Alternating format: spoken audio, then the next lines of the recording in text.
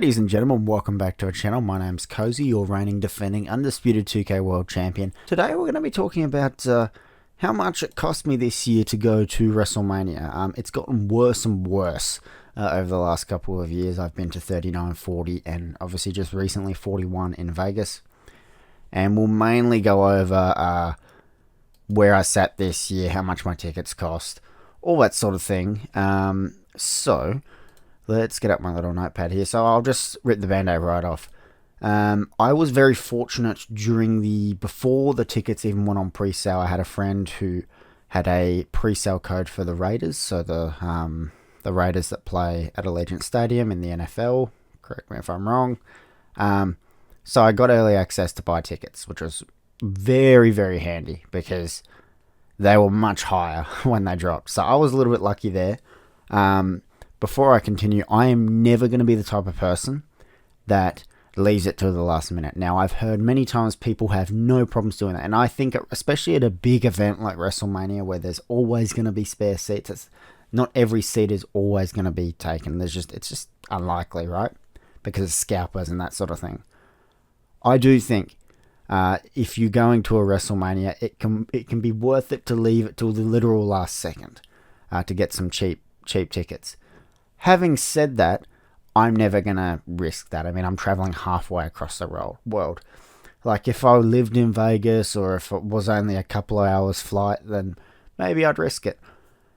But when I'm spending like 3,000 Australian dollars on flights, God no, I am not risking that. So anyway, I was really lucky to get access to the Raiders pre-sale. I was sitting in section 136. I'm sure there's going to be photos on screen.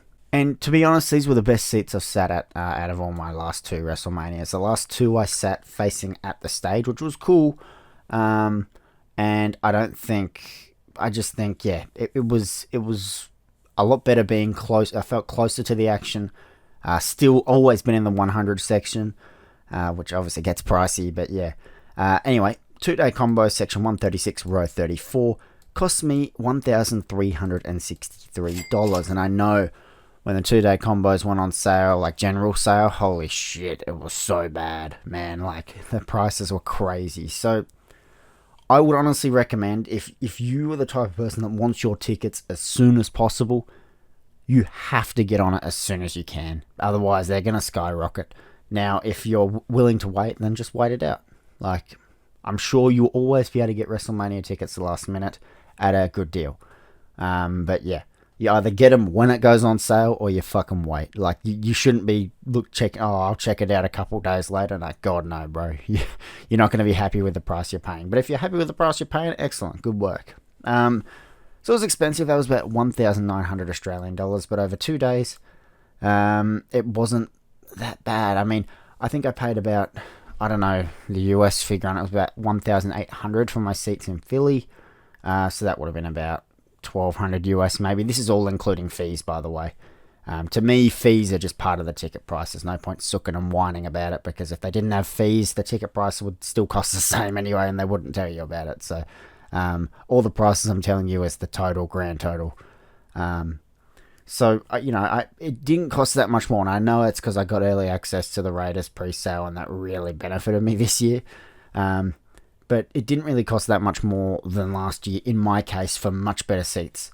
The year before, at 39, tickets were really cheap. Everybody knows that, man. Like, whether you want to blame it on TKO or just the fact that the product's much more popular, or purely because it was in Vegas. Like, there's many factors, and we'll get a better understanding as the years go by.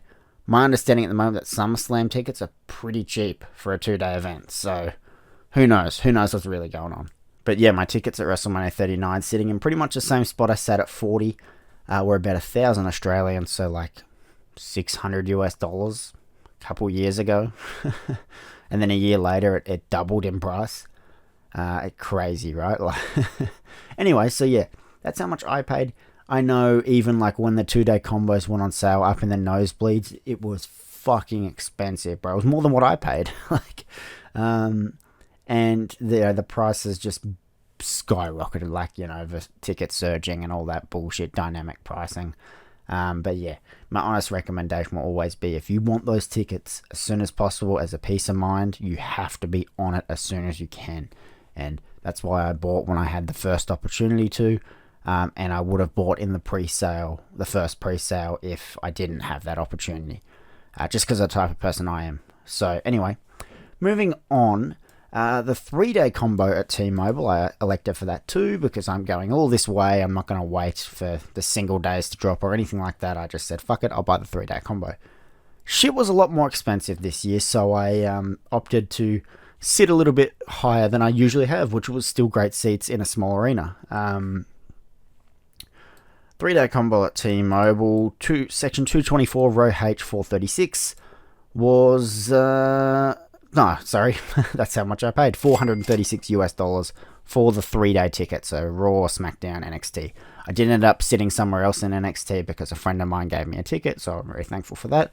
But I was in the nosebleeds of T-Mobile for all 3 shows, is what I had tickets for $436. Now, take us back to in Philly, I was in the hundreds. It was very good seats. I paid, I think it was about $600 US or something. So, and to sit down there for the 3-day combo this year, at least when they first went on sale, it was crazy. So I just opted for the top section. Now, to me, if you want to play the waiting game, I think you can definitely play the waiting game with SmackDown. You can definitely play the waiting game with NXT. Because those two aren't as hot property.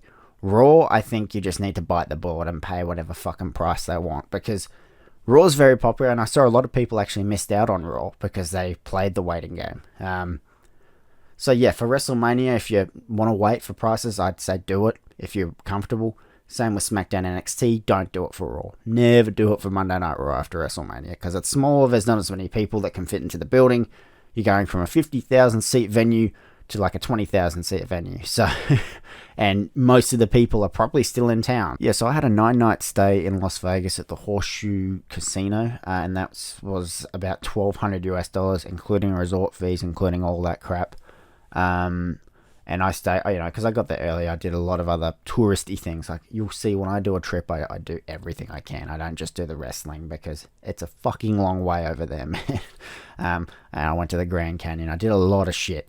So I made sure I got my money's worth. So I stayed in Vegas for a very long time, a lot longer than other people. A lot of people may only, spend 4 nights there.